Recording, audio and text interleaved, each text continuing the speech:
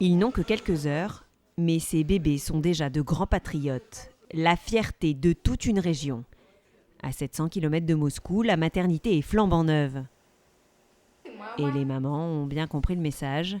Il faut faire des enfants, beaucoup d'enfants. Ah, nous, on planifie déjà le deuxième enfant. Et le troisième ? Ça, on va voir. Sortie de l'hôpital en grande pompe et photo de famille. À Ulyanovsk, le nombre de naissances a augmenté de 25% en moins de 10 ans, un chiffre exceptionnel pour la Russie. Et tout repose en grande partie sur un concours diffusé à la télévision. Allez, venez participer à notre action Un nouveau patriote pour la Russie. Ces images ont été filmées le 12 septembre, une journée désormais fériée dans la région. Au programme, des cours, des conférences sur la famille et la natalité, mais aussi projection de vidéos pour inciter les parents à faire des enfants. Objectif, accoucher pile 9 mois plus tard, le 12 juin, jour de la fête nationale russe. Et voilà comment le 12 juin 2014, Marat Taguirov est devenu papa pour la 5e fois. Il a remporté le premier prix, la Jeep Patriot. Je suis très reconnaissant. C'est une très bonne voiture russe, fabriquée dans la région. Regardez, elle marche parfaitement. Une voiture contre un bébé, drôle de concours. Et pourtant, avec sa femme Svetlana, ils n'étaient pas les seuls à participer.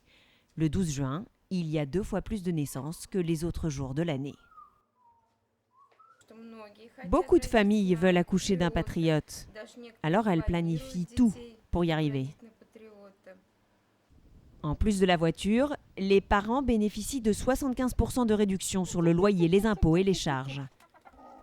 Les familles reçoivent aussi 1 000 € à chaque nouvelle naissance, soit 2 mois de salaire environ. Ces aides, la famille Kuprikov en a bénéficié. Ils ont gagné la voiture il y a 2 ans. Mais pour le père Sergueï, ces allocations n'ont jamais été le seul argument. La voiture, évidemment, c'est pas ça qui compte. Non, le plus important, c'est que la natalité remonte en Russie. Il faut accoucher, redonner du souffle au pays avec de nouveaux patriotes. Une politique de natalité qui peut paraître très intrusive. Mais à Ulyanovsk, ville natale de Lénine, ça ne dérange personne. On peut dire ce qu'on veut, mais ça marche.